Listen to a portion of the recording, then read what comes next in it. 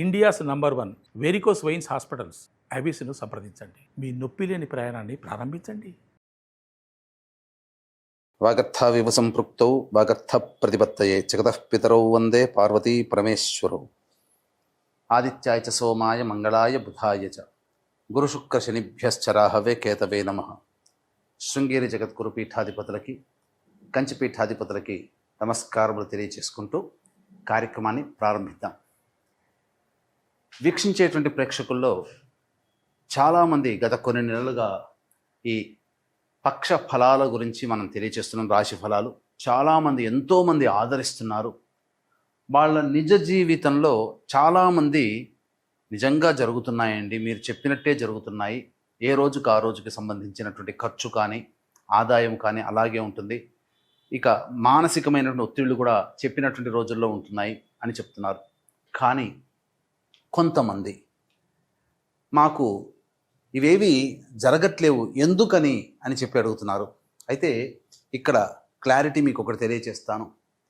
ముఖ్యంగా పేరును బట్టి కాకుండా జన్మ నక్షత్రము ఉండి జన్మ రాశి గనక ఉన్నటువంటి వాళ్ళు ఖచ్చితంగా ఆ రాశే చూసుకోవాలి. అది ఒకటి పాయింట్ గుర్తుపెట్టుకోవాలి. ఇక రెండో పాయింట్, చాలామంది ఈ జొడాయిక్ సైన్ సన్ ప్రకారం కనుక రవి ప్రకారం సూచించబడినటువంటిది. అంటే ఏంటి, జూలై 23 నుంచి ఆగస్టు 23 వరకు సింహరాశికి సంబంధించినటువంటి వాళ్ళు. ఈ జూలై 23 నుంచి ఆగస్టు 23 మధ్యలో పుట్టిన వాళ్ళు సింహరాశి చూసుకుంటున్నారు. అది తప్పు. మీరు పుట్టిన డేటు, టైము, ప్లేస్ను బట్టి మీకంటూ ఒక నక్షత్రము, ఒక రాశి ఉంటుంది. ఆ రాశి మాత్రమే చూసుకోవాలి. అయితే కొంతమంది మరి మాకు నక్షత్రాలు రాశులు లేవండి, మరి ఏంటి అన్నప్పుడు నామ నక్షత్రాన్ని బట్టి చూసుకోవాలి. అయితే ఇక్కడ కూడా చాలామంది పొరబడుతున్నటువంటి విషయం ఏంటంటే, ఉదాహరణకి లక్ష్మి అనే అమ్మాయి ఉంది. ఆ అమ్మాయి చూచే చోళ కాబట్టి లక్ష్మి అని అంటే అశ్విని నక్షత్రంగా భావించుకొని మేషరాశిగా భావించుకొని మేషరాశి ఫలాలు చూస్తున్నారు. కానీ ఆ లక్ష్మి అనే అమ్మాయికి తెలుసు తాను కన్యారాశిలో పుట్టాను అని చెప్పి. కన్యారాశి చూడకుండా నామనక్షత్రమైనటువంటి అశ్విని నక్షత్రం సూచించే లక్ష్మి అనే పేరుని సూచించే మేషరాశిని చూసుకోవడం వల్ల ఆ అమ్మాయికి ఫలితాలు తారుమారవుతాయి. కాబట్టి ఏతావాత చెప్పొచ్చేది ఏమిటంటే, కంక్లూజన్ ఒకే మాటలో చెప్పాలంటే, మీకు జన్మ నక్షత్రము ప్రకారము జన్మ రాశి ఉంటుంది. ఆ రాశిని బట్టే చూడాలి తప్ప సన్ జొడాయిక్ సైన్ అనగా ఈ మంత్లో పుట్టిన వాళ్ళు ఈ రాశి అని చెప్పుకుంటారు కదా, అది తప్పు. అది ఫాలో కాకూడదు. అలాగే మీకు జన్మ నక్షత్రము జన్మ రాశి తెలియకపోతేనే అప్పుడు నామ నక్షత్రాన్ని బట్టి చూసుకోవాలి.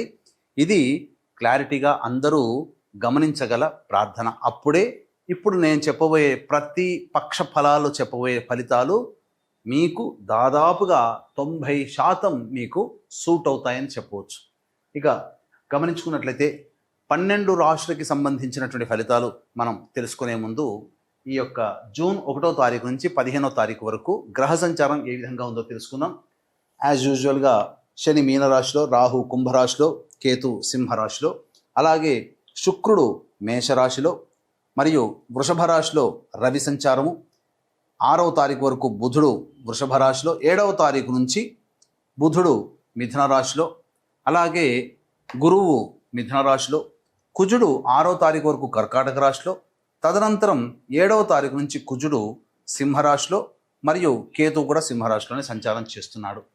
కాబట్టి దీన్ని బట్టి ఫలితాలు ఆయా రాశుల వారికి ఏ విధంగా ఉండబోతుందో మనం తెలుసుకునే ప్రయత్నం చేద్దాం. ద్వాదశ రాశులలో భాగంగా 11వదైనటువంటి కుంభరాశిలో జన్మించినటువంటి వారికి జూన్ 1వ తారీఖు నుంచి 15వ తారీఖు వరకు ఏ విధంగా ఉండబోతుందో తెలుసుకునే ప్రయత్నం చేద్దాం.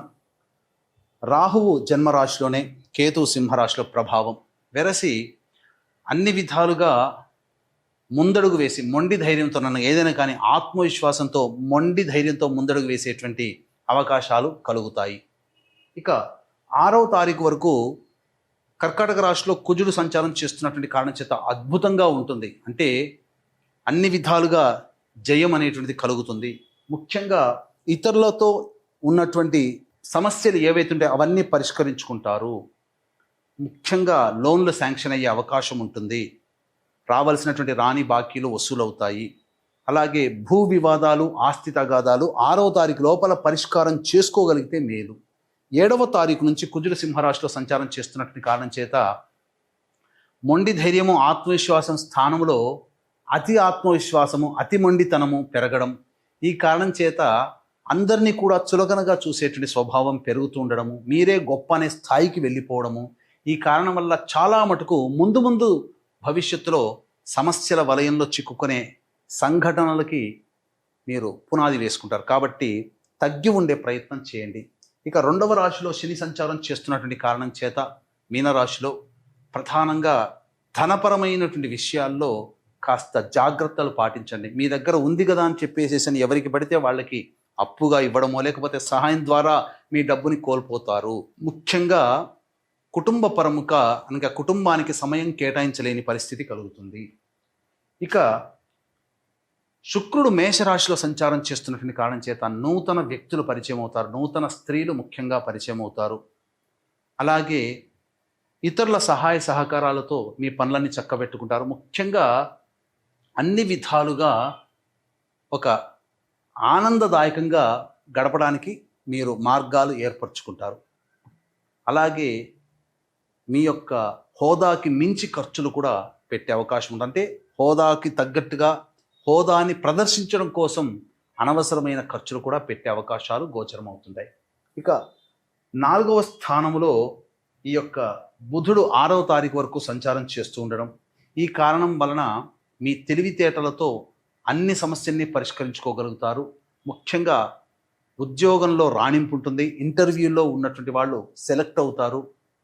పోటీ పరీక్షల్లో ఉన్నటువంటి వాళ్ళకి 6వ తారీఖు లోపల కనుక ఉంటే ఖచ్చితంగా మీరు ఊహించిన దానికంటే అధిక శాతంతో ఉత్తీర్ణత శాతాన్ని పొందుతారని చెప్పవచ్చు. అయితే అర్ధాష్టమ రవి ప్రభావము చేత చేస్తున్నటువంటి వృత్తి ఉద్యోగ వ్యాపారాల్లో కొన్ని ఒడిదుడుకులు ఈ రవి వృషభ రాశిలో సంచారం చేస్తున్నటువంటి కారణం చేత పొందే అవకాశం ఉంటుంది. ముఖ్యంగా ప్రభుత్వపరమైనటువంటి దండనలు విధించే అవకాశం ఉంటుంది. ఈ కుంభరాశిలో జన్మించినటువంటి వారికి వాహన చలాన్లు పడేటువంటి అవకాశాలు ఎక్కువగా ఉంటాయని చెప్పవచ్చు. ఇక 7వ తారీఖు నుంచి బుధుడు మిథున రాశిలో సంచారము, ఇది మీ యొక్క సామర్థ్యాన్ని తక్కువ చేసే విధంగా ఉంటాయి. మీ తెలివితేటలు పనికి రాకుండా పోతాయి. అంటే సరైన నిర్ణయాలు తీసుకోలేకపోతారు. స్పాంటేనియస్గా సమయస్ఫూర్తితో మీరు వ్యవహరించలేకపోతారు. తద్వారా కొన్ని ఇబ్బందికర పరిస్థితులు. అట్లాగే స్పెక్యులేషన్ రంగంలో ఉన్నటువంటి వాళ్ళు మీరు మొట్టమొదట కరెక్ట్గానే ఊహిస్తారు, కానీ నిర్ణయం తీసుకోవడం వల్ల ఆ స్టాక్స్లలో డబ్బుల్ని ఎక్కువగా నష్టపోతారు. అంటే డబ్బు ఖర్చు కాదు, అంటే ఇక్కడ జరిగేటువంటిది ఏంటంటే మీ నిర్ణయం వల్ల మీకు అధిక లాభం వచ్చేది కాస్త లాభం రాకుండా ఉంటుంది. ఆ లాభం తగ్గిపోతే నష్టమే కదా. ఇక మిథున రాశిలో గురు సంచార ప్రభావం మీకు సంపూర్ణముగా అన్ని రంగాలలో ఉన్నటువంటి వారికి దైవ అనుగ్రహం కలుగుతుంది, మద్దతు ఉంటుంది, అదృష్టం కూడా ఉంటుంది. కానీ ఒక గ్రహం మీకు అనుకూలంగా ఉంటే మిగతా గ్రహాలు అనుకూలంగా ఉంచాలి కదా. కాబట్టి మీరు మిగతా గ్రహాల యొక్క అనుగ్రహాన్ని పొందే ప్రయత్నం కూడా చేసుకుంటే చాలా మంచిది. అదృష్ట రూపంలో దైవం మీకు తోడ్పాటు సహాయ సహకారాలు మీకు అందిస్తాయని చెప్పవచ్చు. ఇక ఈ కుంభరాశిలో జన్మించినటువంటి మహిళలకి గతంలో కంటే కూడా మెరుగైనటువంటి జీవనం ఉంటుంది. మీ హోదా పెరుగుతుంది, హోదాకి తగ్గట్టుగా మీ ఖర్చులు పెట్టాల్సినటువంటి పరిస్థితి వస్తుంది. అలాగే విలువైనటువంటి వస్తువులు, ఆభరణాలు, గృహోపకరణాలు కొనుగోలు చేస్తారు, ఆస్తిపాస్తులు పెంచుకుంటారు, స్థల రిజిస్ట్రేషన్ కూడా జరిగేటువంటి అవకాశం ఉంటుంది. ముఖ్యంగా సంతానం కోసం ఎదురు చూసేటువంటి మహిళలకి చక్కటి వార్త వింటారు. అలాగే వివాహం కావాల్సినటువంటి అమ్మాయిలకి వివాహ సంబంధాలు కుదురుతాయి. అన్ని విధాలుగా యోగదాయకంగా ఉంటుంది అని చెప్పవచ్చు. ఈ యొక్క 1వ తారీఖు నుంచి 15వ తారీఖు వరకు రోజువారీ కార్యక్రమాల్లో ఏ విధంగా ఉండబోతుందో తెలుసుకునే ముందు మహాజ్యేష్ఠ పౌర్ణమి, జ్యేష్ఠమాసము బుధుడు అధిపతి, ఆ రోజు బుధవారము బుధుడు అధిపతి, మరియు ఆ రోజు జ్యేష్ఠ నక్షత్రము, నక్షత్రానికి అధిపతి బుధుడే. ఇది మహాజ్యేష్ఠ పౌర్ణమి అని చెబుతారు. ఈ రోజున ఏ దేవతని మనం ఉపాసన చేస్తే ఆ దేవత యొక్క సంపూర్ణ దివ్య అనుగ్రహం కలుగుతుంది. కాబట్టి మన యొక్క జీవితంలో జరిగే మంచి చెడు, కష్టము నష్టము, సుఖము దుఃఖము అన్నీ నవగ్రహాల యొక్క ప్రభావం వల్ల కలుగుతాయి. ఆ నవగ్రహాల దశాంతర దశల యొక్క ప్రభావం వల్లనే మనకు కొన్ని సంఘటనలు జరుగుతూ ఉంటుంటాయి.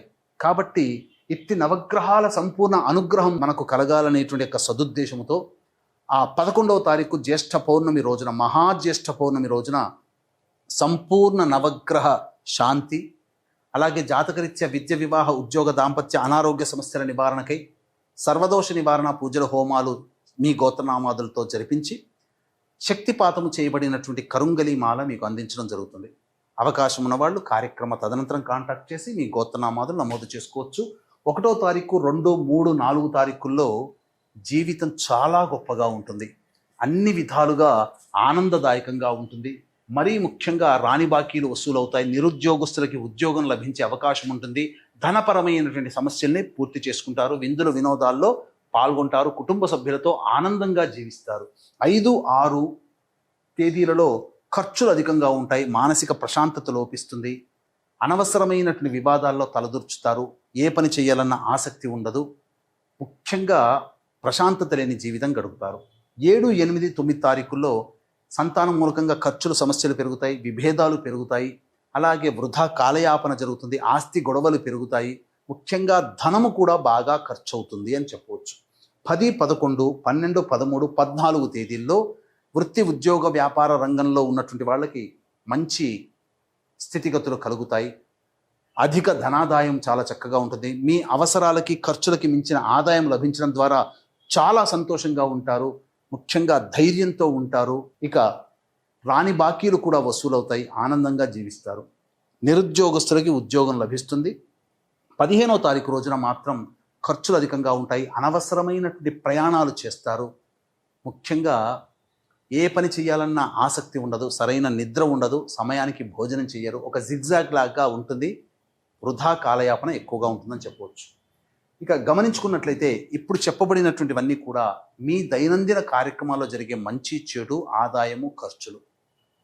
ఇక ఇంతకంటే ఇంకా మీ యొక్క జాతకం గురించి సంపూర్ణంగా తెలుసుకోవాలి అని అంటే దగ్గరలోని మంచి ఉపాసనా పరులైనటువంటి జ్యోతిష్యులని సంప్రదించి వారి సలహాలు, సూచనలు కనుక పాటించినట్లయితే మరింత మెరుగైనటువంటి జీవితాన్ని పొందుతారని తెలియచేయవచ్చు. అలాగే మహాజ్యేష్ఠ పౌర్ణమి రోజున ఏ దేవత ఉపాసిస్తే ఆ దేవత అనుగ్రహం సంపూర్ణంగా ఉంటుంది కాబట్టి మనల్ని నడిపించేది నవగ్రహాలే కావున సంపూర్ణ నవగ్రహ శాంతి, జాతకరీత్యా కలుగు అన్ని రకాల దోష నివారణకి సర్వదోష నివారణ హోమాలు అనేటువంటివి జరిపించి శక్తిపాతం చేయబడినటువంటి కరుంగలి మాలని మీకు అందించడం జరుగుతుంది. అవకాశం ఉన్న వాళ్ళు ఆ 11 జూన్ తారీఖు రోజున 9 గంటలకు ప్రారంభమవుతుంది కాబట్టి ఈ లోపల నమోదు చేసుకోండి. మ్యాక్సిమం 8 గంటల లోపల ఆ 11వ తారీఖు రోజునైనా నమోదు చేసుకునే ప్రయత్నం చేయండి.